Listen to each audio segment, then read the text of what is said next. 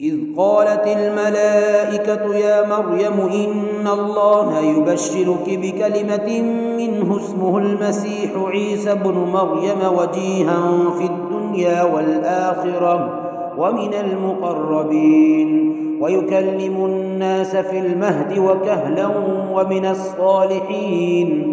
قالت رب أنى يكون لي ولد ولم يمسسني بشر قال كذلك الله يخلق ما يشاء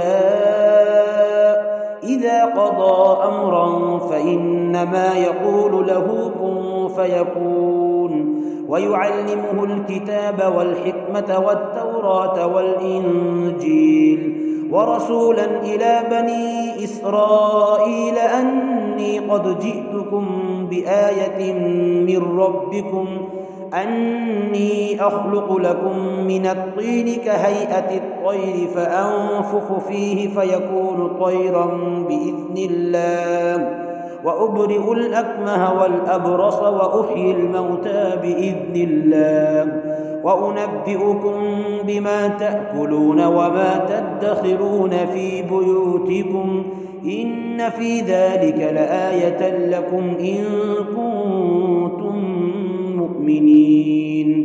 ومصدقا لما بين يدي من التوراة ولأحل لكم بعض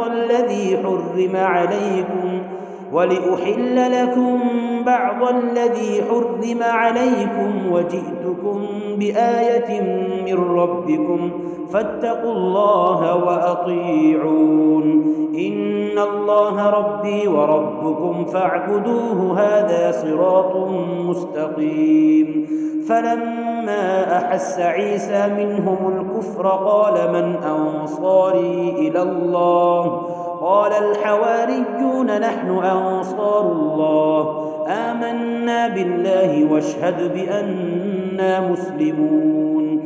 ربنا آمنا بما أنزلت واتبعنا الرسول فاكتبنا مع الشاهدين.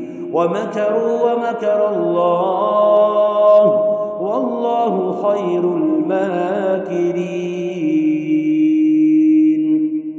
الله أكبر.